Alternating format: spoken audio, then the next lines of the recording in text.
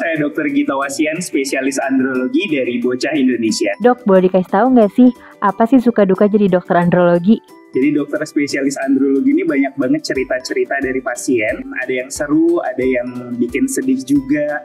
Ada misalnya yang udah sekian tahun menikah tapi ternyata belum berhasil. Itu salah satu yang bikin kita juga, gimana ya cara kita biar bisa bantu pasiennya secara maksimal. Kalau sukanya tentu banyak banget, apalagi kalau pasien-pasiennya ternyata berhasil saat promil di Bocah Indonesia. Terus kenapa sih dok, dokter memilih profesi sebagai dokter spesialis andrologi? Karena spesialis andrologi di Indonesia tuh sangat sedikit, kurang dari 100 orang. Jadi ini sangat menarik nih.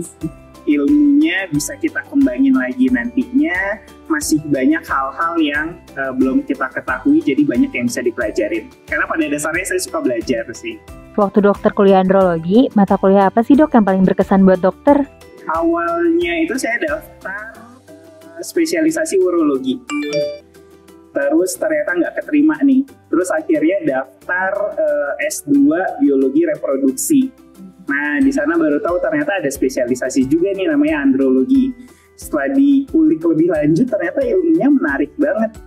Akhirnya ya terceburlah ke situ. Momen apa sih dok yang paling diingat selama menjadi dokter spesialis andrologi? Momen paling berkesan sewaktu jadi dokter spesialis andrologi itu waktu pasiennya pertama kali yang saya bantu inseminasi itu berhasil positif garis 2. Dok, ada nggak sih dok pasien yang paling berkesan untuk dokter?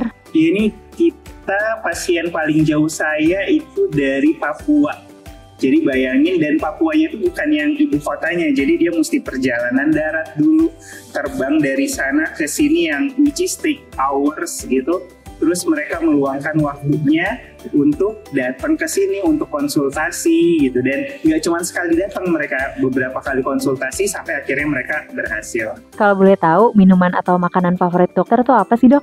Oke, jadi kalau makanan harus makan buah sama sayur, apapun boleh. Favorit saya semangka sama tomat, karena itu bagus banget sebagai antioksidan untuk sperma. Saya suka banget minum kopi sebenarnya, tapi kan banyak mitos yang bilang kopi nggak bagus terhadap sperma. Sebenarnya yang nggak bagus itu gulanya. Kafeinnya sih that's okay sih, not a problem. 1-2 gelas sehari sih oke. Dok, kalau kita bahas film nih, film apa sih dok yang paling dokter suka dan alasannya kenapa? Oke, jadi film yang paling saya suka tonton berkali-kali mulai dari dulu SMP tuh kayaknya Harry Potter sih. Harry Potter series ini heartwarming banget tentang nobody yang bisa jadi somebody gitu. Jadi pasti buat ayah dan bunda juga relate banget.